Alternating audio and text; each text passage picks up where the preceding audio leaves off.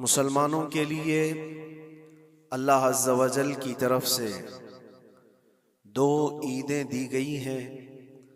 एक रमज़ानुल मुबारका के रोज़े मुकम्मल होने के बाद और दूसरे ज़िलहिज्जा की 10वीं को अशरे ज़िलहिज्जा, जिसको हम ईदुल अज़हा कहते हैं और उर्दू में बकरा ईद, ईद कुर्बान के नाम से जानते हैं। ये दो ईदें अल्लाह तबारक व तआला की तरफ से मुसलमानों को दी गई हैं। इन ईदों के दिनों में रोज़ा रखना भी जायज़ नहीं है, खुशियों के दिन।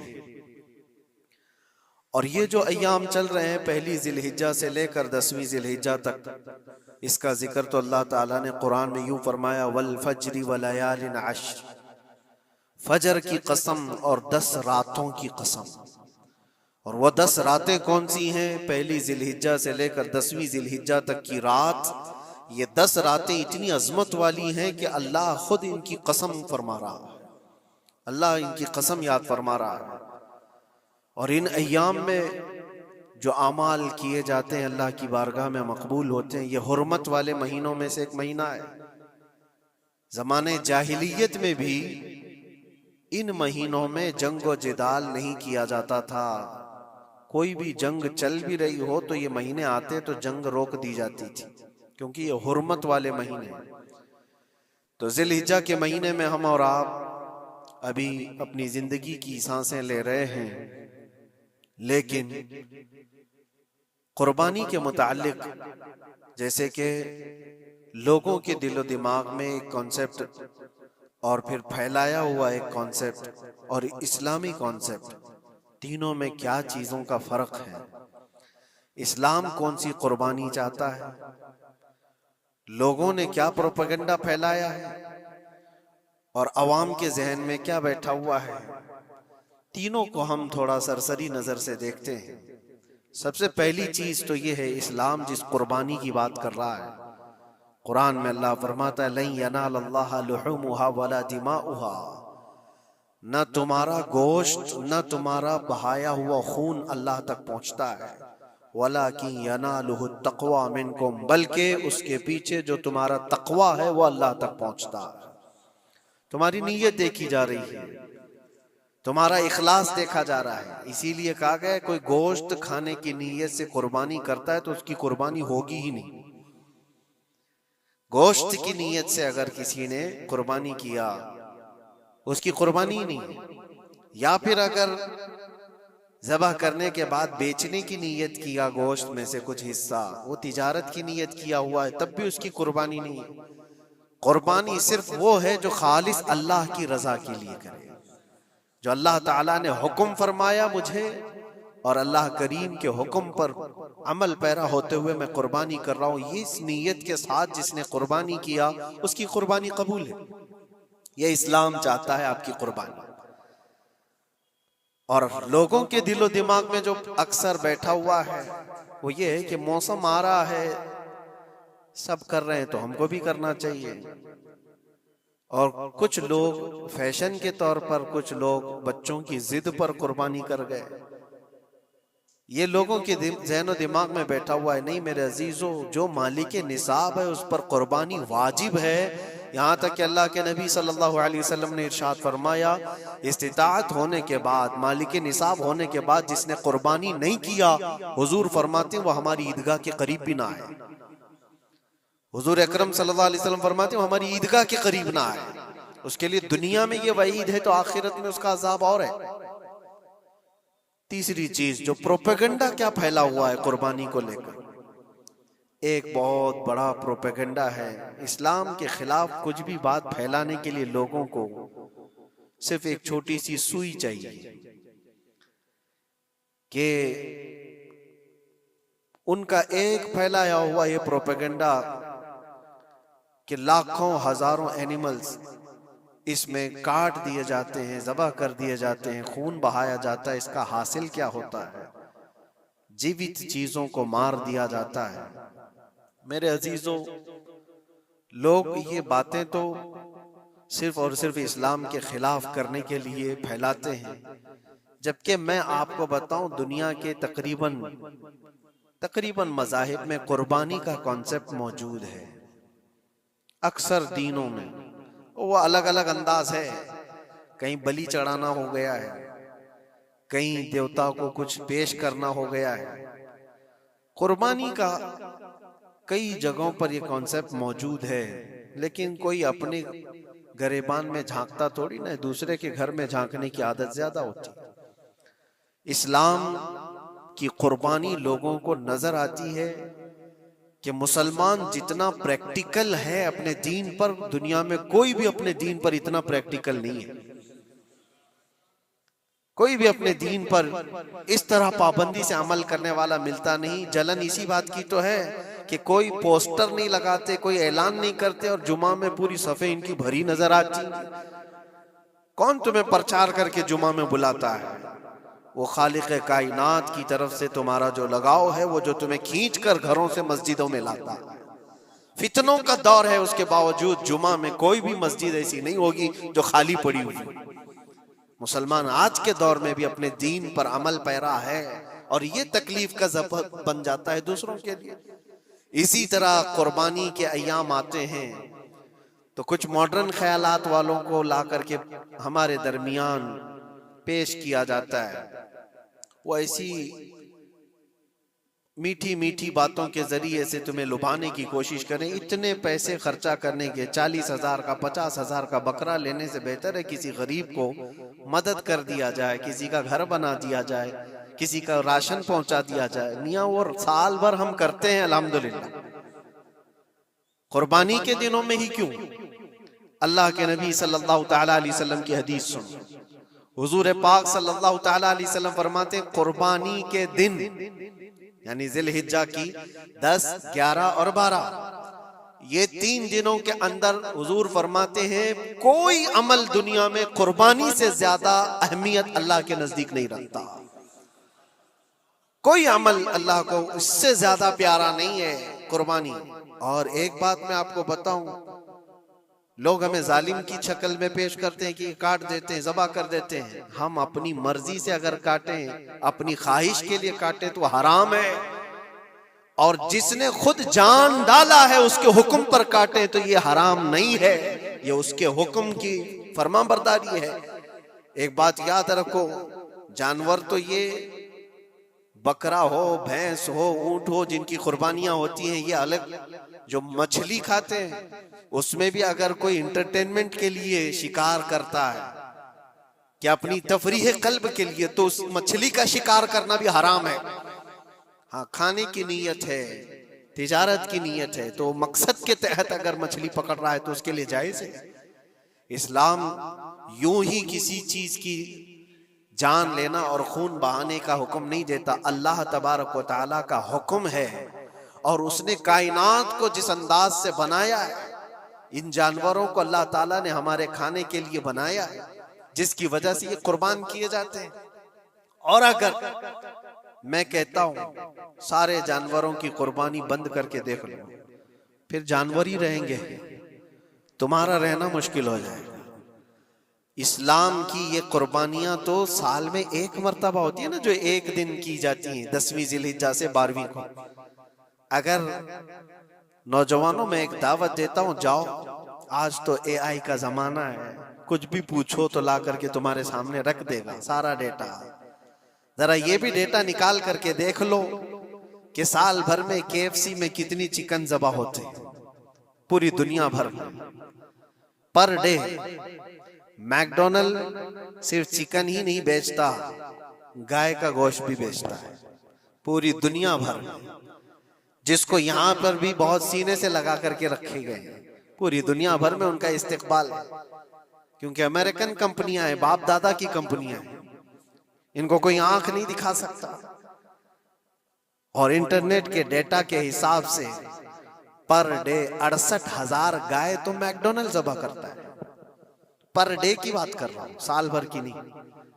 साल भर इनका डेटा बहुत ज्यादा है, मिलियंस में है, और 1 बिलियन से ज्यादा चिकन वहां पर भी कुर्बान होती हैं, जो फ्राइड चिकन खाते हैं। ये तो एक कंपनी की बात कर रहा हूं, ऐसी बहुत सारी कंपनियां हैं। तो कभी किसी ने ये एतराज किया कि ये कंपनियां इतने जानवरों को ज़बह करती? नहीं, बकरीद के दिन सबके सींग नजर आते हैं, जानवरों की मोहब्बत उमड़ उमड़ करके आती है। साल भर जो कुर्बान हो रहे हैं, कभी किसी ने ऑब्जेक्शन नहीं किया कि ये सारे आउटलेट्स बंद क्यों नहीं कर दिए जाते, ये सारी दुकानें क्यों नहीं बंद कर दी जाती जो साल भर ज़बह कर रहे हैं। हाँ, हो सकता है मैकडोनल्ड यहाँ नहीं ज़बह करता गाय को, क्योंकि यहाँ पता है हालात सही नहीं है, लेकिन दूसरी जगह पर जाकर देखें, सब जगह पर बीफ आसानी से उनके यहाँ मिलता है। मैं ये बातें सिर्फ और सिर्फ ये इसलिए कह रहा हूं, फैलाया हुआ प्रोपेगेंडा क्या है, जानवरों से मोहब्बत ये सिखाएंगे हमें। अल्लाह के नबी सल्लल्लाहु ताला अलैहि वसल्लम फरमाते हैं, बनी इसराइल की एक खातून को मैंने जहन्नम में देखा। किस बुनियाद पर?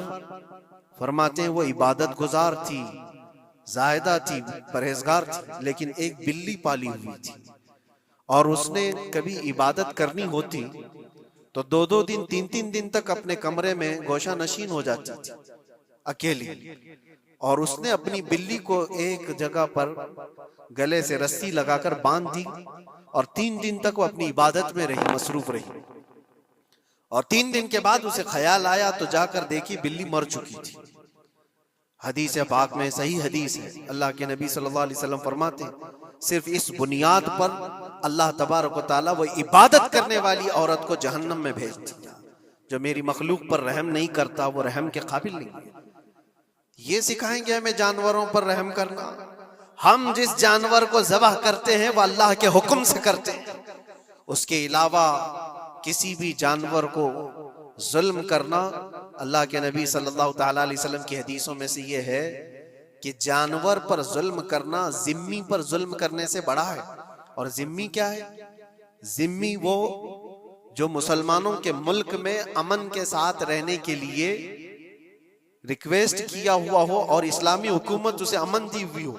और अल्लाह के नबी सल्लल्लाहु अलैहि वसल्लम फरमाते हैं, मुसलमान पर जुल्म करने से ज्यादा बड़ा जुल्म जिम्मी पर जुल्म करना है, और उससे बड़ा जुल्म जानवर पर जुल्म करना है। ये मेरे आका के फरमान है। नबी अकरम सल्लल्लाहु अलैहि वसल्लम ने फरमाया वो रहमतुल लिल आलमीन है। और एक बड़ी बात मैं आपको बताऊं, जो ये फैलाया जाता है कि जानवरों पर जुल्म जुल्म, सैयदना इमाम गजाली रहमतुल्लाह ताला अलैह की बात मैं पढ़ रहा था, हुज्जतुल इस्लाम, जिनकी किताबें पढ़ करके लोग अल्लाह के वली बन गए। इमाम गजाली का नाम सुना है? इतनी किताबें उन्होंने लिखा, तसव्वुफ के इमाम हैं, इल्म कलाम के इमाम हैं, मंतिक के इमाम हैं, फिक़ह और तसव्वुफ के इमाम हैं, बेशुमार उलूम व फनून के दरिया बहाए हैं। उस हुज्जतुल इस्लाम इमाम गजाली रहमतुल्लाह अलैह के इंतकाल के बाद उनके भाई ने उनको ख्वाब में देखा और पूछा, आपके साथ अल्लाह ने क्या मामला फरमाया? इमाम गजाली फरमाते, अल्लाह ने मुझे बख्श दिया, मेरी लिखी हुई किताबें, मेरी इबादतें, हजारों को जो मैंने पढ़ाया वो शागिर्द, ये सारी चीजों की वजह से नहीं, बस एक काम की वजह से। पूछा वो कौन सा काम? कहा एक बार मैं किताब लिख रहा था और सियाही में कलम डुबो करके लिखा जाता था, और सियाही जो बनती थी वो फलों के रस से निकाल करके, और लकड़ी का कलम उसमें डुबो करके लिखा जाता था। तो मैं लिख रहा था कि एक मक्खी आकर सियाही पर बैठ गई। मैं अपना कलम रोक लिया कि हो सकता है वो प्यासी हो, पी कर चली जाए।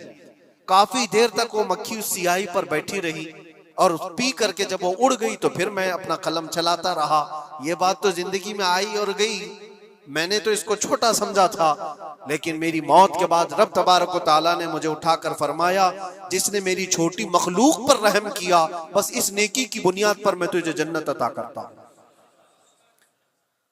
एक जानवर पर रहम करने की बुनियाद पर, एक जानवर पर रहम करने की बुनियाद पर। और हदीस पाक में, सही हदीस पाक में ये भी है, एक तवाइफ थी जिसने मरते हुए कुत्ते को बचाया था पानी पिलाकर, और उस बुनियाद पर उसकी बख्शिश हो गई। तवाइफ थी और रहम किया जानवर पर तो उसकी बख्शिश हो गई। मैं इस्लाम की वो चीजें तुम्हें बता रहा हूं जो दुनिया तुम्हारे सामने ये चीजें लाने से आजीज है और कासिर है। यहां तक कि अल्लाह के नबी सल्लल्लाहु ताला अलैहि वसल्लम ने फरमाया, जानवर पर अगर तुमने जुल्म किया है तो जिस तरह से जुल्म करोगे क़यामत के दिन ये अपने सींगों के साथ, अपने खुरों के साथ उठेगा और उसी तरह से उसका बदला भी दिलाया जाएगा। वो तुम्हें मारेगा क़यामत के दिन और बदला लेगा। ये भी हदीस पाक में है। जानवर पर हमें उसके चेहरे पर मारने का हुक्म नहीं है, उसको उसकी ताकत से ज्यादा बोझ डालने का हुक्म नहीं है। अल्लाह के नबी सल्लल्लाहु ताला अलैहि वसल्लम के पास एक सहाबी आए, ऊंट पालते थे। कहा एक ऊंट बहुत सरकश हो गया है, और जब ऊंट सरकश हो जाता है ना, किसी की खोपड़ी खींच लेता है। हाँ, वो उसी वक्त सर को पकड़ लिया तो आदमी वहीं खत्म हो जाए। वो किसी के काबू में नहीं आ रहा था, हुजूर के पास आए। रसूल पाक सल्लल्लाहु अलैहि वसल्लम ने फरमाया चलो मैं चलता हूँ, देखता हूँ। सहाबा कहते हैं हुजूर जब चलने लगे तो हमें खौफ हुआ, डर हुआ कि ये ऊंट बिदक गया है, सरकश है, कहीं कुछ नुकसान न पहुंचाए। और तन्हा मेरे मुस्तफा सल्लल्लाहु अलैहि वसल्लम आगे बढ़ते चले गए। सहाबा कहते हैं हमें डर लग रहा था, लेकिन मेरे अजीजों वो रहमतुल लिल आलमीन है, सबकी रहमत बनकर आए। नबी पाक सल्लल्लाहु ताला अलैहि वसल्लम जब करीब गए तो ऊंट कोई सरकशी नहीं किया, कुछ नहीं। हुजूर पाक सल्लल्लाहु ताला अलैहि वसल्लम के चेहरे के पास अपना मुंह करता है और अपनी जुबान को चपड़ चपड़ चपड़ करते हुए अपनी जुबान हिला रहा है। और हुजूर पाक सल्लल्लाहु ताला अलैहि वसल्लम ऐसे सुनते जा रहे हैं जैसे किसी दानिश्वर की बात सुन रहे हैं।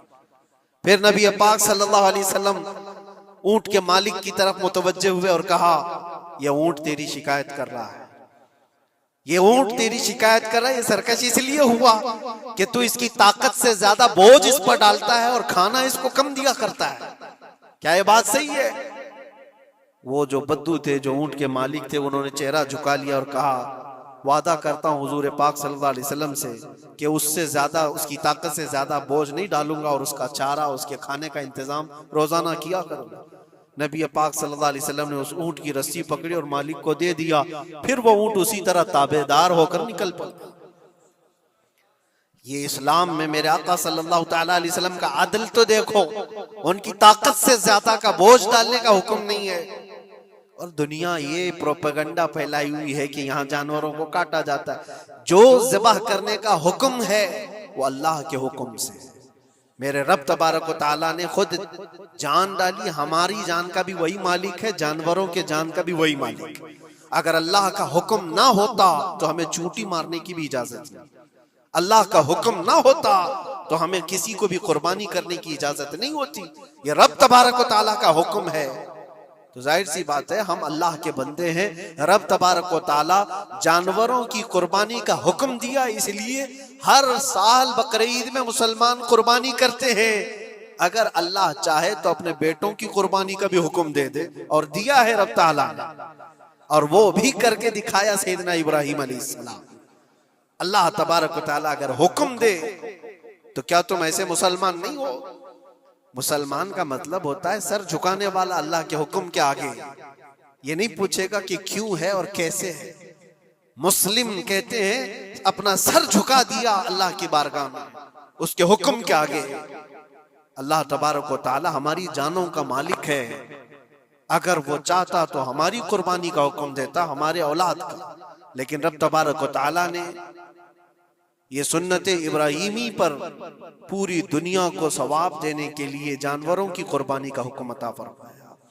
मेरे आका सल्लल्लाहु ताला अलैहि वसल्लम के पास एक सहाबी हजरत ज़ैद बिन अरकम आए और पूछा ये कुर्बानी क्या है मेरे आका? हुजूर अकरम सल्लल्लाहु अलैहि वसल्लम ने फरमाया जिस जानवर की कुर्बानी करोगे उसके हर बाल के बदले तुम्हें अल्लाह एक नेकी अता फरमाएगा। जितने उसके जिस्म में बाल होंगे हर बाल के बदले अल्लाह तुम्हें एक नेकी अता फरमाएगा। और हुजूर अकरम सल्लल्लाहु ताला अलैहि वसल्लम ने यह भी इरशाद फरमाया कि तुम जानवर का इंतखाब अच्छा करो, इसलिए कि कल बरोज़े क़यामत पुल सिरात पर ये तुम्हारी सवारी बनकर आएगा, जिस पर बैठकर तुम जन्नत में जा रहे होगे। और लोग ये भी पूछते हैं हमने एक बार कुर्बानी की है तो वहां सवारी कौन सी वाली आएगी? ये भी मिलता है रिवायत में। तुमने अपनी जिंदगी में जो सबसे पहले कुर्बानी की है उस पर सवार होगे, लेकिन हर साल की कुर्बानी वाले जानवर भी सवारी बनकर तुम्हारे इर्द गिर्द आएंगे, वो सब होंगे। तुम इंतखाब करो जिस पर सवार होना चाहो। इसीलिए कुर्बानी में ऐब वाले जानवर की कुर्बानी जायज नहीं। लंगड़ा हो, लूला हो, कान कटा हुआ हो, क्यों जायज नहीं है? दुनिया तो ये समझती है कटने वाला जानवर वो होना चाहिए जो रिजेक्टेड हो, जिसको काटा जा रहा है वो दुनिया में काम के लायक ना हो, उसको काटना चाहिए। दुनिया का ये कॉन्सेप्ट है, दुनिया का तस्वूर ये है। लेकिन नहीं, अगर कोई अपने इस्तेमाल के लिए काट रहा होता तो मैं कहता हाँ रिजेक्टेड माल काट लो, लेकिन ज़बा जो हम करते हैं कुर्बानी में वो अपने लिए नहीं, वो रब्बे जुल जलाल के लिए है। इसीलिए बंदा ये देखे मैं अपने रब की हुजूर क्या पेश कर रहा हूं। तुम अगर कोई हदिया तोहफा खरीदने जाते हो अपने किसी इज्जतदार शख्स के लिए, तो इंतखाब सोच समझ करके करते हो कि जिसको मैं देने जा रहा हूं ये कितना वैल्यू वाला होना चाहिए, कितना इज्जत वाला होना चाहिए, और जो रब ताला की बारगाह में पेश कर रहे हो उसका भी आप ख्याल रखो। इसलिए लोग काम चलाने की बातें तो बहुत करते हैं। कुर्बानी के मुतालिक कुछ बातें हैं जो मुझे आज अर्ज करनी थी, इसलिए मैंने आज इस मौजू पर आपसे खिताब किया। बहुत सारे लोग तरह तरह के अफवाहें भी फैलाते हैं। ये तो उन गैर मुस्लिमों के एतराजात का मैंने जवाब दिया। दुनिया भर में हमारे ऊपर इल्जाम कि ये लाखों जानवरों को ऐसी ज़बा कर देते, काट देते हैं। लेकिन मेरे अजीजों, यही वो दुनिया है जो एक तरफ तो जानवरों की हिमायत और मोहब्बत की बात करती है और दूसरी तरफ इनके बड़े बड़े मल्टीनेशनल कंपनियां जानवरों को बेदरीग ज़बा करते हैं, कत्ल कर रहे हैं और खाने में भी इस्तेमाल कर रहे हैं। और सिर्फ इतना ही नहीं, सारे जानवरों की खालें, लेदर की बैग, लेदर के जूते, लेदर के बेल्ट, लेदर की टोपियां, लेदर के जैकेट सब बना करके दुनिया पहन रही है और कीमती चीजों में उसको शुमार किया जाता है। इनसे कोई सवाल नहीं करता कि ये सब चीजें कहां से तुम लाए, ये सब चीजें तुम कहां से लाए? क्या बगैर किसी जानवर के ज़बा किए हुए उसकी खाल का इस्तेमाल करते हो? लेदर का इस्तेमाल तो सारी दुनिया बड़े फख्र से कर रही है, हत्ता के घरों के इस्तेमाल करने वाले सोफे और कुर्सियों पर तक इस्तेमाल है, अपनी बैठने वाली गाड़ियों में कार की सीट पर तक इस्तेमाल है। तुम्हारे पहनने वाले जूते, तुम्हारे पहनने वाले बेल्ट, तुम्हारे पहनने वाले जैकेट, सब जगह तुम्हारा इस्तेमाल है। और सिर्फ मैं ये नहीं कह रहा कि दुनिया में सिर्फ मुसलमान इस्तेमाल करते हैं, सारी दुनिया लेदर का इस्तेमाल करती है। ये लेदर कहां से आता है? तो ये दुगलापन, ये जो डबल रोल है, डबल स्टैंड, एक तरफ हिमायत की बात करना और दूसरी तरफ बेदरेग ज़बा भी करना, ये सब चीजें दुनिया को बेवकूफ बनाना और इस्लाम के खिलाफ एक प्रोपेगेंडा फैलाना।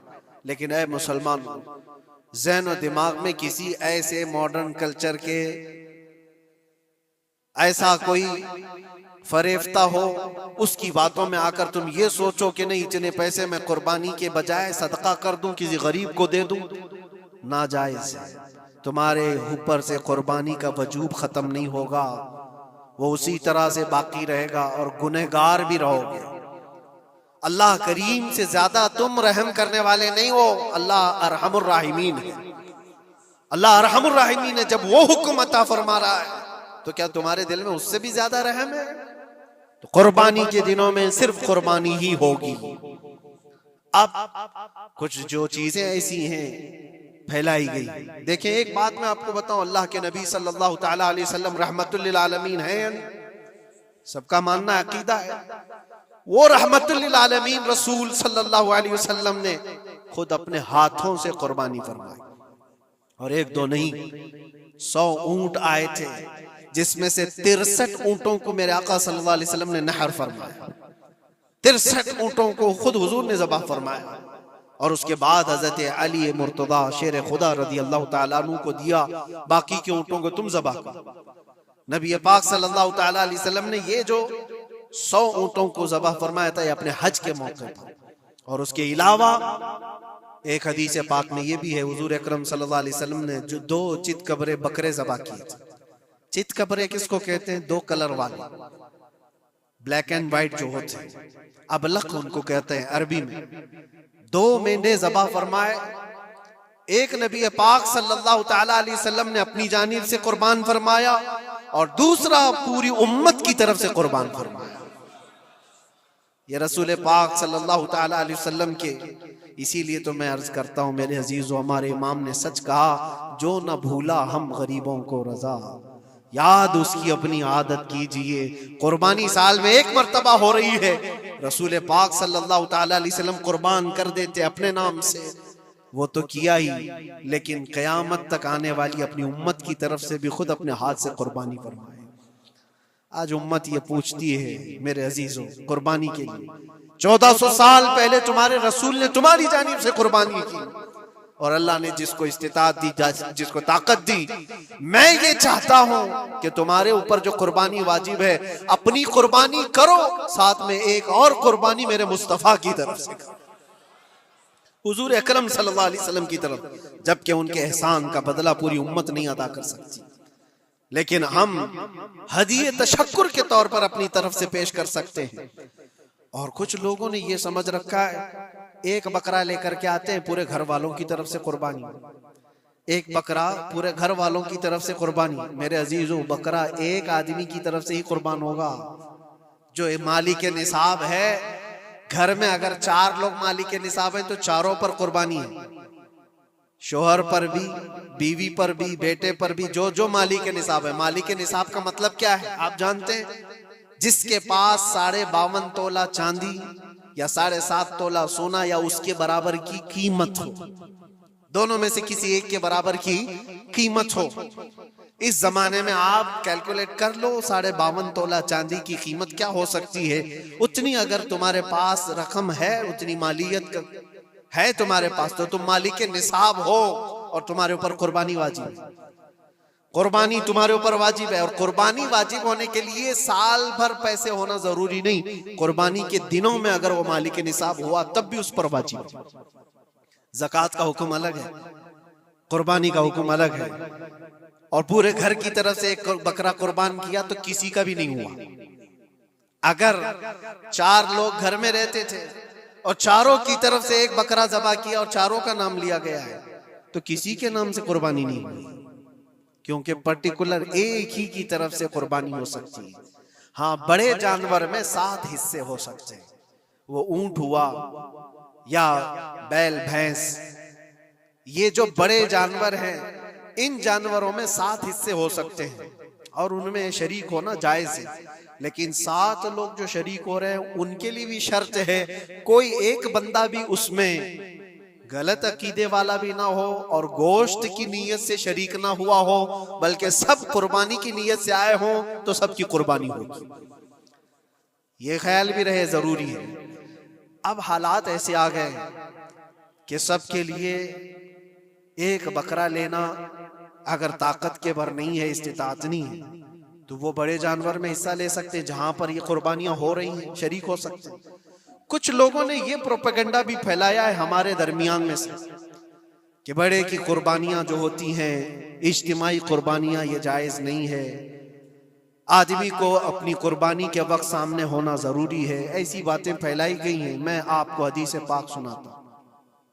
अल्लाह के नबी सल्लल्लाहु तआला अलैहि वसल्लम ने इरशाद फरमाया हजरत फातिमा से, कहा फातिमा अपनी कुर्बानी के वक्त सामने रहो, कुर्बानी के खून का कतरा जमीन पर गिरने से पहले अल्लाह ताला तुम्हारे पिछले सारे गुनाह माफ फरमाएगा।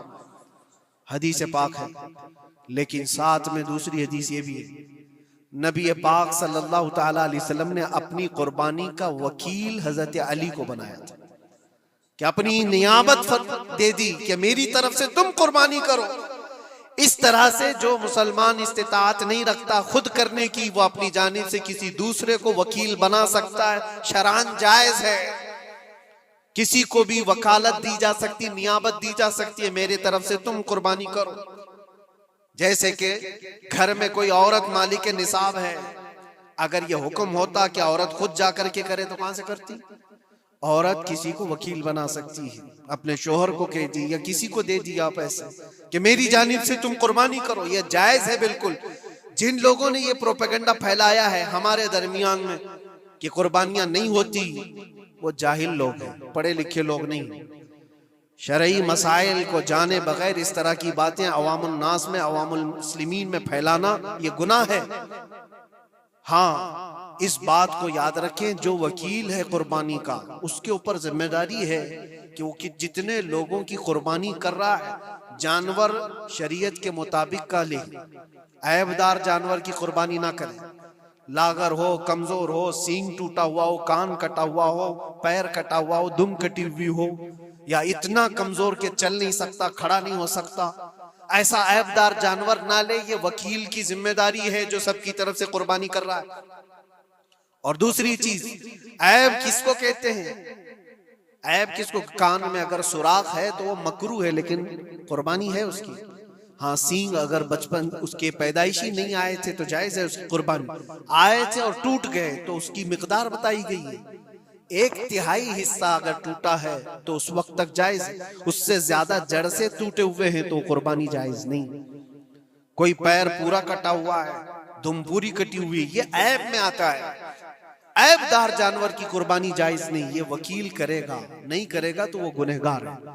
लेकिन इसका मतलब ये नहीं होता कि इज्तिमाई कुर्बानी जायज ही नहीं, जायज ही नहीं। ऐसी बातें क्यों फैलाई जाती हैं?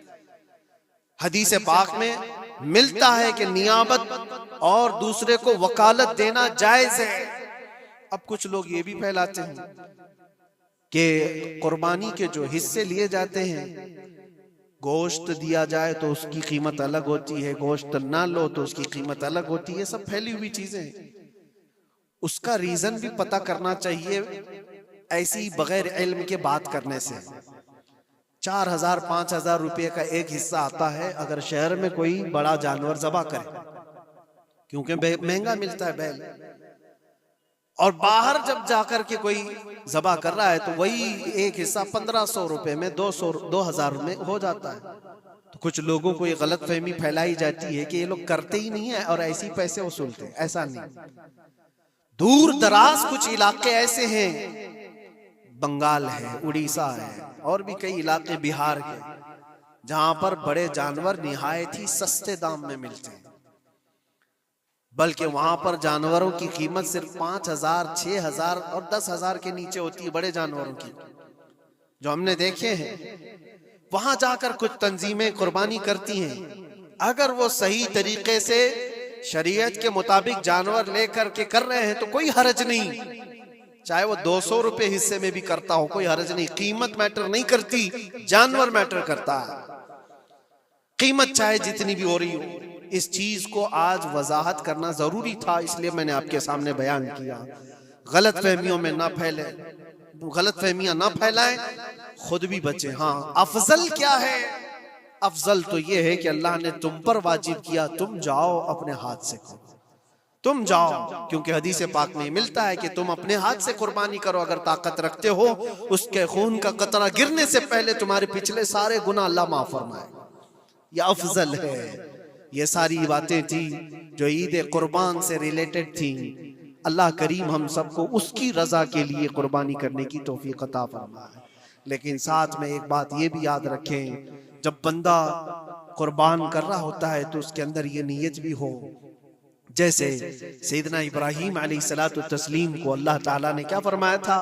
4 परिंदे लो, उनको ज़बा करो, उनके सर अपने पास रखो, उनका कीमा बनाकर 4 पहाड़ों पर रखाओ और फिर उन परिंदों का नाम लेकर के बुलाओ, वो जिंदा होकर के आ जाएंगे। क्योंकि इब्राहीम अलैहिस्सलाम ने अल्लाह से पूछा था कि अल्लाह तू मरने के बाद लोगों को जिंदा कैसे करता है, मैं देखना चाहता हूँ। तो रब ताला उनको प्रैक्टिकल दिखाना चाह रहा था कि जाओ ठीक है, ज़बा करो 4 परिंदे और उनका कीमा बना दो, सर उनके अपने पास रख लेना और उनका कीमा 4 पहाड़ों पर रख कर आओ और फिर आकर उन सरों के पास खड़े होकर उन परिंदों के नाम लेकर बुलाओ, वो आ जाएंगे।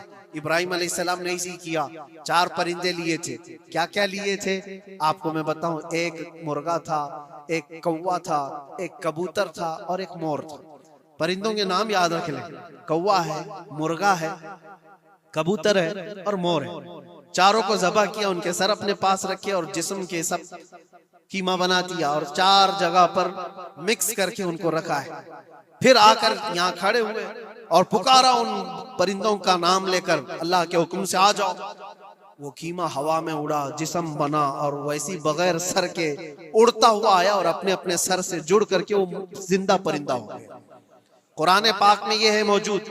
तीसरे पारे में रब तबारक व तआला ने फरमाया, वइज़ क़ाल इब्राहीम रब्बी अरिनी कैफ़ तुह्यिल मौता क़ाल अवलम तुअमिन क़ाल बला क़ाल वलाकिन लियत्मइन्न क़ल्बी क़ाल फ़ख़ुज़ अर्बअतम मिनत-तैर फ़सुरहुन्न इलैका थुम्मा जअल अला कुल्लि जबलिन मिनहुन्न जुज़अन थुम्मा उदउहुन्न यअतीनका सअया वअलम अन्नल्लाह अज़ीज़ुन हकीम। ये अल्लाह तबारक व तआला ने पूरा कुरान में फरमाया कि इब्राहिम अलैहिस्सलाम ने ये जो किया।